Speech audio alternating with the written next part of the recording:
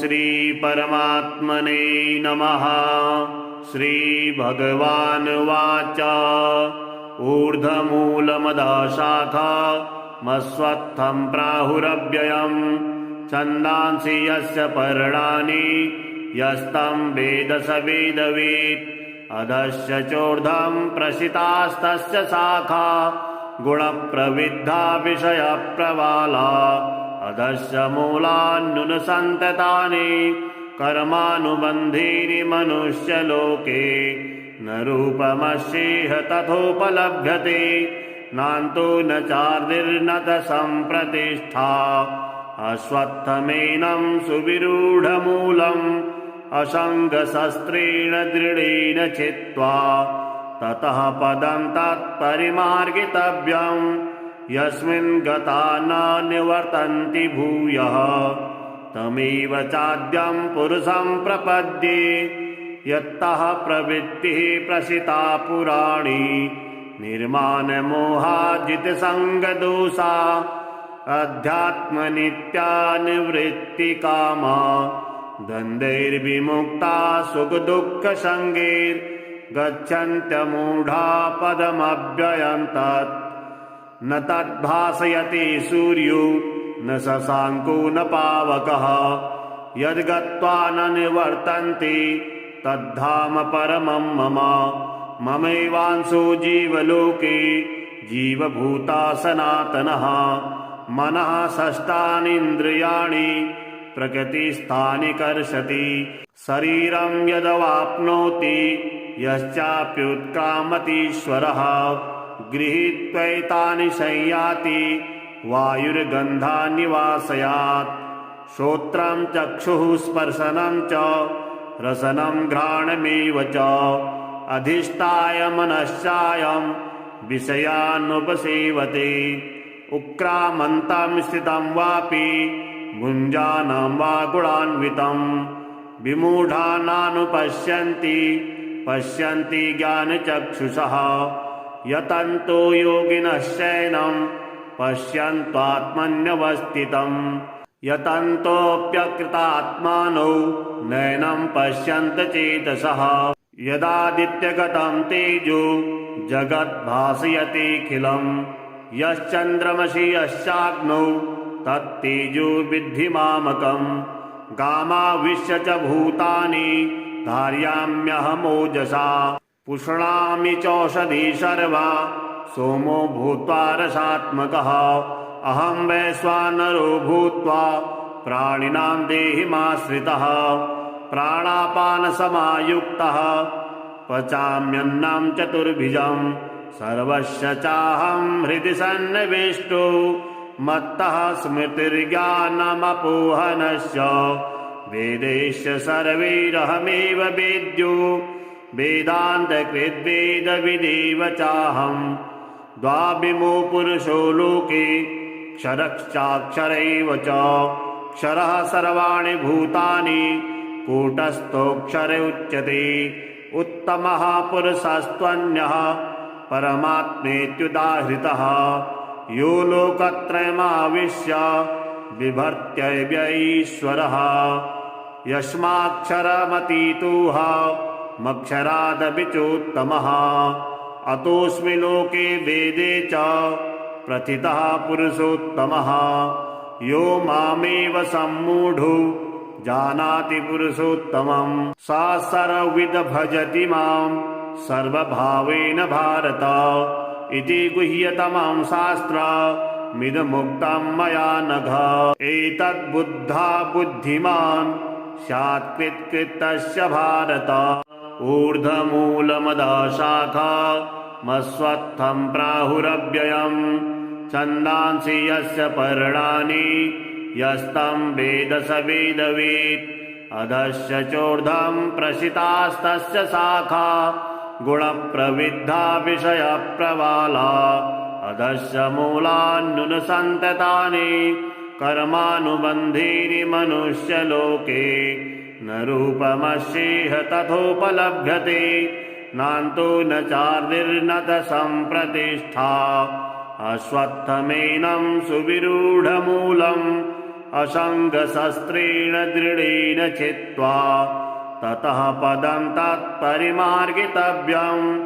यस्मिन् गता न निवर्तन्ति भूयः तमेव चाद्यं पुरुषं प्रपद्ये यत्तः प्रवृत्तिः प्रसिता पुराणी निर्माणमोहाजितसङ्गदोषा अध्यात्मनित्या निवृत्तिकामा द्वन्द्वैर्विमुक्ता सुखदुःखसङ्गैर्गच्छन्त्यमूढा पदमव्ययं तत् न तद्भासयति सूर्यो न शशाङ्को न पावकः यद्गत्वा न निवर्तन्ते तद्धाम परमं मम ममैवांशो जीवलोके जीवभूता सनातनः मनः षष्ठानीन्द्रियाणि प्रकृतिस्थानि कर्षति शरीरं यदवाप्नोति यश्चाप्युत्क्रामतीश्वरः गृहीत्वैतानि संयाति वायुर्गन्धान्निवासयात् श्रोत्रं चक्षुः स्पर्शनं च रसनं घ्राणमेव च अधिष्ठाय मनश्चायं विषयानुपसेवते उक्रामन्तं स्थितं वापि भुञ्जानं वा गुणान्वितं विमूढा नानुपश्यन्ति पश्यन्ति ज्ञानचक्षुषः यतन्तो योगिनश्चैनं पश्यन्त्वात्मन्यवस्थितं यतन्तोऽप्यकृतात्मानो नैनं पश्यन्त चेतसः यदादित्यगतं तेजो जगद्भासयतेऽखिलं यश्चन्द्रमसि यश्चाग्नौ तत्तेजो विद्धि मामकं गामाविश्य च भूतानि धारयाम्यहमोजसा पुष्णामि चौषधी सर्वा सोमो भूत्वा रसात्मकः अहं वैश्वानरो भूत्वा प्राणिनां देहिमाश्रितः प्राणापानसमायुक्तः पचाम्यन्नं चतुर्भुजं सर्वस्य चाहं हृदि सन्निविष्टो मत्तः स्मृतिर्ज्ञानमपोहनस्य वेदैश्च सर्वैरहमेव वेद्यो वेदान्तकृद्वेदविदेव चाहं द्वाविमो पुरुषो लोके क्षरश्चाक्षरैव च क्षरः सर्वाणि भूतानि कूटस्थोऽक्षर उच्यते उत्तमः पुरुषस्त्वन्यः परमात्मेत्युदाहृतः यो लोकत्रयमाविश्य बिभर्त्यव्यईश्वरः यस्माक्षरमतीतोह मक्षरादपि चोत्तमः अतोऽस्मि लोके वेदे च प्रथितः पुरुषोत्तमः यो मामेव सम्मूढो जानाति पुरुषोत्तमं स सर्वविद भजति मां सर्वभावेन भारत इति गुह्यतमं शास्त्रमिदमुक्तं मया नघ एतद्बुद्धा बुद्धिमान् स्यात् कृतस्य भारत ऊर्ध्वमूलमदा शाखा मस्वत्थं प्राहुरव्ययम् छन्दांसि यस्य पर्णानि यस्तं वेद स वेदवेत् अधश्च चोर्ध्वं प्रसितास्तस्य शाखा गुणप्रविद्धा विषयप्रवाला अधश्च मूलान्नुनसन्ततानि कर्मानुबन्धीनि मनुष्यलोके न रूपमस्येह तथोपलभ्यते नान्तो न चार्दिर्न च सम्प्रतिष्ठा अश्वत्थमेनं सुविरूढमूलम् असङ्गशस्त्रेण दृढेन छित्त्वा ततः पदं तत्परिमार्गितव्यम् यस्मिन् गता न निवर्तन्ति भूयः तमेव चाद्यं पुरुषं प्रपद्ये यत्तः प्रवृत्तिः प्रसिता पुराणी निर्माणमोहाजितसङ्गदोषा अध्यात्मनित्या निवृत्तिकामा द्वन्द्वैर्विमुक्ता सुखदुःखसङ्गैर्गच्छन्त्यमूढा पदमव्ययं तत् न तद्भासयति सूर्यो न शशाङ्को न पावकः यद्गत्वा न निवर्तन्ते तद्धाम परमं मम ममैवांशो जीवलोके जीवभूता सनातनः मनः षष्ठानीन्द्रियाणि प्रकृतिस्थानि कर्षति शरीरं यदवाप्नोति यश्चाप्युत्क्रामतीश्वरः गृहीत्वैतानि संयाति वायुर्गन्धान्निवासयात् श्रोत्रं चक्षुः स्पर्शनं च रसनं घ्राणमेव च अधिष्ठाय मनश्चायं विषयानुपसेवते उक्रामन्तं स्थितं वापि भुञ्जानं वा गुणान्वितं विमूढानानुपश्यन्ति पश्यन्ति ज्ञानचक्षुषः यतन्तो योगिनश्चैनं पश्यन्त्वात्मन्यवस्थितं यतन्तोऽप्यकृतात्मानो नैनं पश्यन्त चेतसः यदादित्यगतं तेजो जगद्भासयतेऽखिलं यश्चन्द्रमसि यश्चाग्नौ तत्तेजो विद्धि मामकं गामाविश्य च भूतानि धारयाम्यहमोजसा पुष्णामि चौषधी सर्वा सोमो भूत्वा रसात्मकः अहं वैश्वानरो भूत्वा प्राणिनां देहिमाश्रितः प्राणापानसमायुक्तः पचाम्यन्नं चतुर्भुजं सर्वस्य चाहं हृदि सन्निविष्टो मत्तः स्मृतिर्ज्ञानमपोहनश्च वेदैश्च सर्वैरहमेव वेद्यो वेदान्तकृद्वेदविदेव चाहं द्वाविमो पुरुषो लोके क्षरश्चाक्षरैव च क्षरः सर्वाणि भूतानि कूटस्थोऽक्षर उच्यते उत्तमः पुरुषस्त्वन्यः परमात्मेत्युदाहृतः यो लोकत्रयमाविश्य बिभर्त्यव्यईश्वरः यस्माक्षरमतीतोह मक्षरादपि चोत्तमः अतोऽस्मि लोके वेदे च प्रथितः पुरुषोत्तमः यो मामेव सम्मूढो जानाति पुरुषोत्तमं स सर्वविद भजति मां सर्वभावेन भारत इति गुह्यतमं शास्त्रमिदमुक्तं मया नघ एतद्बुद्धा बुद्धिमान् स्यात् कृतस्य भारत ऊर्ध्वमूलमदः शाखा मस्वत्थं प्राहुरव्ययं छन्दांसि यस्य पर्णानि यस्तं वेद स वेदवेत् अधश्च चोर्ध्वं प्रसितास्तस्य शाखा गुणप्रविद्धा विषयप्रवाला अधश्च मूलान्नुनसन्ततानि कर्मानुबन्धीनि मनुष्यलोके न रूपमस्येह तथोपलभ्यते नान्तो न चार्दिर्न च सम्प्रतिष्ठा अश्वत्थमेनं सुविरूढमूलम् असङ्गशस्त्रेण दृढेन छित्त्वा ततः पदं तत्परिमार्गितव्यं यस्मिन् गता न निवर्तन्ति भूयः तमेव चाद्यं पुरुषं प्रपद्ये यत्तः प्रवृत्तिः प्रसिता पुराणी निर्माणमोहाजितसङ्गदोषा अध्यात्मनित्या निवृत्तिकामा द्वन्द्वैर्विमुक्ता सुखदुःखसङ्गैर्गच्छन्त्यमूढा पदमव्ययं तत् न तद्भासयति सूर्यो न शशाङ्को न पावकः यद्गत्वा न निवर्तन्ते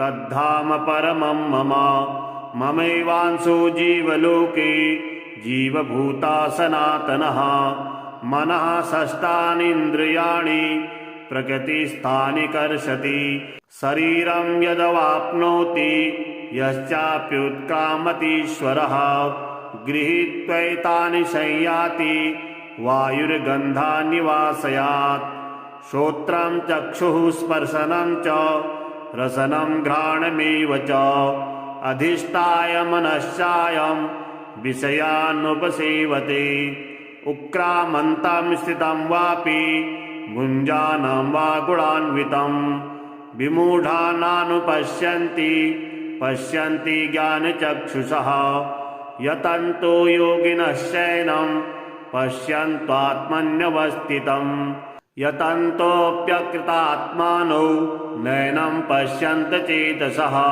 यदादित्यगतं तेजो जगद्भासयतेऽखिलं यश्चन्द्रमसि यश्चाग्नौ तत्तेजो विद्धि मामकम् गामाविश्य च भूतानि धारयाम्यहमोजसा पुष्णामि चौषधी सर्वा सोमो भूत्वा रसात्मकः अहं वैश्वानरो भूत्वा प्राणिनां देहिमाश्रितः प्राणापानसमायुक्तः पचाम्यन्नं चतुर्भुजं सर्वस्य चाहं हृदि सन्निविष्टो मत्तः स्मृतिर्ज्ञानमपोहनस्य वेदैश्च सर्वैरहमेव वेद्यो वेदान्तकृद्वेदविदेव चाहं द्वाविमो पुरुषो लोके क्षरश्चाक्षरैव च क्षरः सर्वाणि भूतानि कूटस्थोऽक्षर उच्यते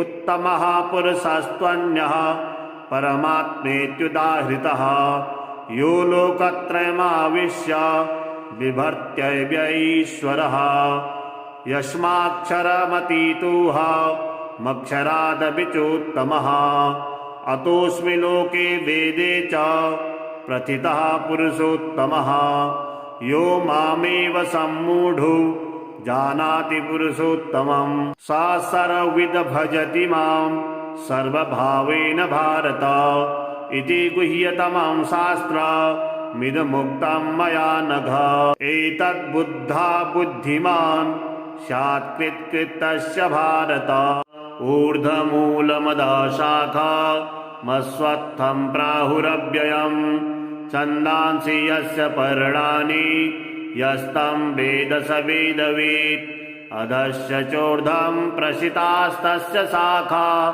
गुणप्रविद्धा विषयप्रवाला अधश्च मूलान्युनसन्ततानि कर्मानुबन्धीनि मनुष्यलोके न रूपमस्येह तथोपलभ्यते नान्तो न चार्दिर्न च सम्प्रतिष्ठा अश्वत्थमेनं सुविरूढमूलम् असङ्गशस्त्रेण दृढेन छित्त्वा ततः पदं तत्परिमार्गितव्यं यस्मिन् गता न निवर्तन्ति भूयः तमेव चाद्यं पुरुषं प्रपद्ये यत्तः प्रवृत्तिः प्रसिता पुराणी निर्माणमोहाजितसङ्गदोषा अध्यात्मनित्या निवृत्तिकामा द्वन्द्वैर्विमुक्ता सुखदुःखसङ्गैर्गच्छन्त्यमूढा पदमव्ययं तत् न तद्भासयति सूर्यो न शशाङ्को न पावकः यद्गत्वा न निवर्तन्ते तद्धाम परमं मम ममैवांशो जीवलोके जीवभूता सनातनः मनः षष्ठानीन्द्रियाणि प्रकृतिस्थानि कर्षति शरीरं यदवाप्नोति यश्चाप्युत्क्रामतीश्वरः गृहीत्वैतानि संयाति वायुर्गन्धान्निवासयात् श्रोत्रं चक्षुः स्पर्शनं च रसनं घ्राणमेव च अधिष्ठाय मनश्चायं विषयानुपसेवते उक्रामन्तं स्थितं वापि भुञ्जानं वा गुणान्वितं विमूढा नानुपश्यन्ति पश्यन्ति ज्ञानचक्षुषः यतन्तो योगिनश्चैनं पश्यन्त्वात्मन्यवस्थितं यतन्तोऽप्यकृतात्मानो नैनं पश्यन्त चेतसः यदादित्यगतं तेजो जगद्भासयतेऽखिलं यश्चन्द्रमसि यश्चाग्नौ तत्तेजो विद्धि मामकम् गामाविश्य च भूतानि धारयाम्यहमोजसा पुष्णामि चौषधी सर्वा सोमो भूत्वा रसात्मकः अहं वैश्वानरो भूत्वा प्राणिनां देहिमाश्रितः प्राणापानसमायुक्तः पचाम्यन्नं चतुर्भुजं सर्वस्य चाहं हृदि सन्निविष्टो मत्तः स्मृतिर्ज्ञानमपोहनस्य वेदैश्च सर्वैरहमेव वेद्यो वेदान्तकृद्वेदविदेव चाहम् द्वाविमो पुरुषो लोके क्षरश्चाक्षरैव च क्षरः सर्वाणि भूतानि कूटस्थोऽक्षर उच्यते उत्तमः पुरुषस्त्वन्यः परमात्मेत्युदाहृतः यो लोकत्रयमाविश्य बिभर्त्यव्यईश्वरः यस्माक्षरमतीतोह मक्षरादपि चोत्तमः अतोऽस्मि लोके वेदे च प्रथितः पुरुषोत्तमः यो मामेव सम्मूढो जानाति पुरुषोत्तमं स सर्वविद भजति मां सर्वभावेन भारत इति गुह्यतमं शास्त्रमिदमुक्तं मया नघ एतद्बुद्धा बुद्धिमान् स्यात् कृतस्य भारत ऊर्ध्वमूलमदः शाखा मस्वत्थं प्राहुरव्ययम् छन्दांसि यस्य पर्णानि यस्तं वेद स वेदवित् अधस्य चोर्ध्वं प्रसितास्तस्य शाखा गुणप्रविद्धा विषयप्रवाला अधस्य मूलान्युनसन्ततानि कर्मानुबन्धीनि मनुष्यलोके न रूपमस्येह तथोपलभ्यते नान्तो न चार्दिर्न च सम्प्रतिष्ठा अश्वत्थमेनं सुविरूढमूलम् असङ्गशस्त्रेण दृढेन छित्त्वा ततः पदं तत्परिमार्गितव्यम् यस्मिन् गता न निवर्तन्ति भूयः तमेव चाद्यं पुरुषं प्रपद्ये यत्तः प्रवृत्तिः प्रसिता पुराणी निर्माणमोहाजितसङ्गदोषा अध्यात्मनित्या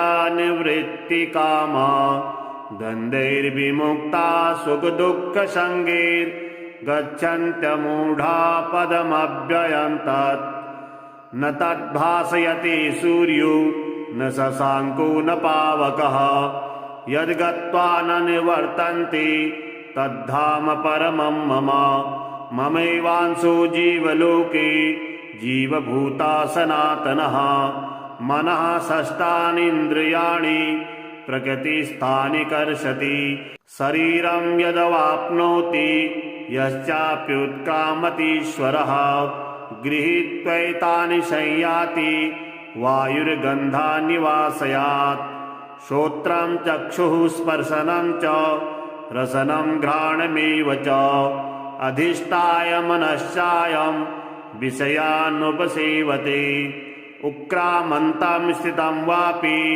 भुञ्जानं वा गुणान्वितं विमूढा नानुपश्यन्ति पश्यन्ति ज्ञानचक्षुषः यतन्तो योगिनश्चैनं पश्यन्त्वात्मन्यवस्थितं यतन्तोऽप्यकृतात्मानो नैनं पश्यन्त चेतसः यदादित्यगतं तेजो जगद्भासयतेऽखिलं यश्चन्द्रमसि यश्चाग्नौ तत्तेजो विद्धि मामकम् गामाविश्य च भूतानि धारयाम्यहमोजसा पुष्णामि चौषधी सर्वा सोमो भूत्वा रसात्मकः अहं वैश्वानरो भूत्वा प्राणिनां देहिमाश्रितः प्राणापानसमायुक्तः पचाम्यन्नं चतुर्भुजं सर्वस्य चाहं हृदि सन्निविष्टो मत्तः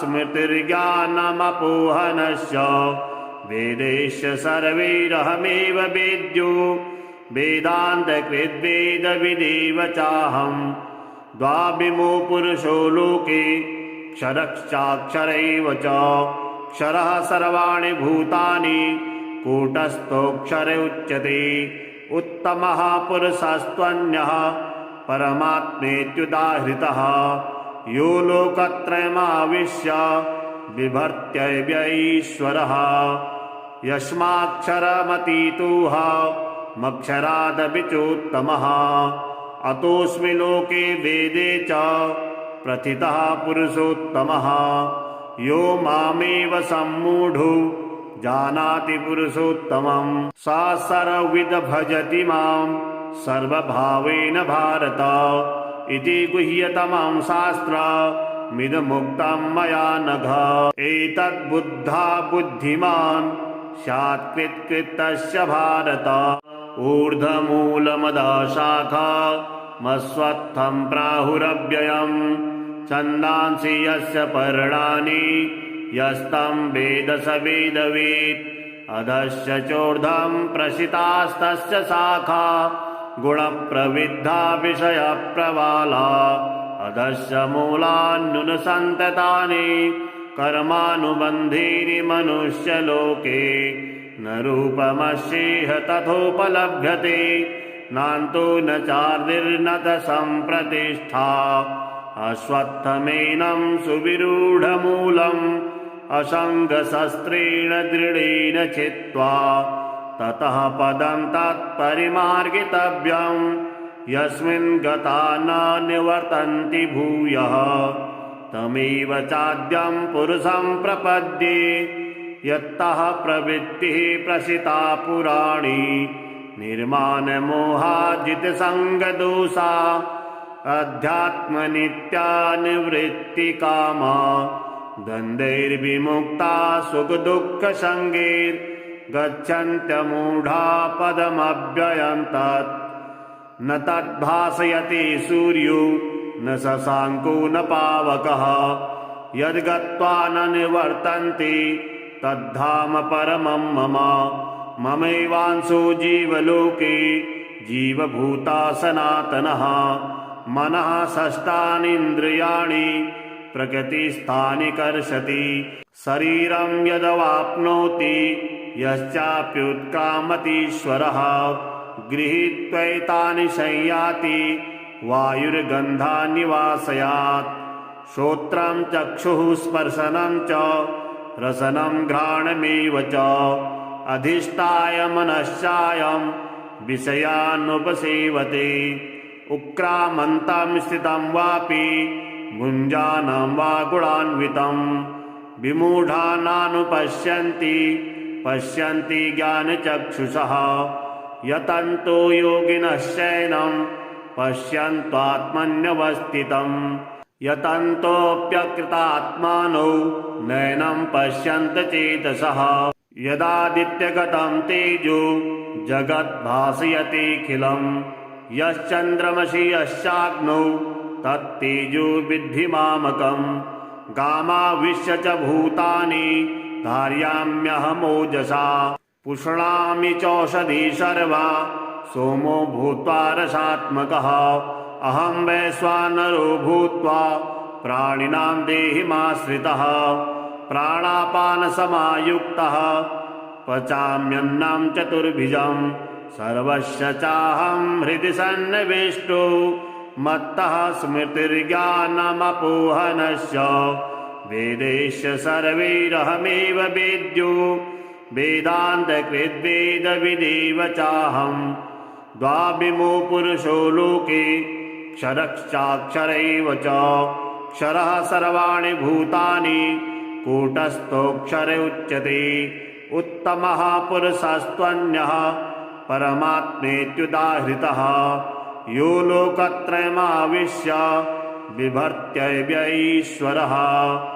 यस्माक्षरमतीतोह मक्षरादपि चोत्तमः। अतोऽस्मि लोके वेदे च प्रथितः पुरुषोत्तमः। यो मामेव सम्मूढो जानाति पुरुषोत्तमम्। सा सर्वविद भजति मां सर्वभावेन भारत इति गुह्यतमं शास्त्रमिदमुक्तं मया नघ।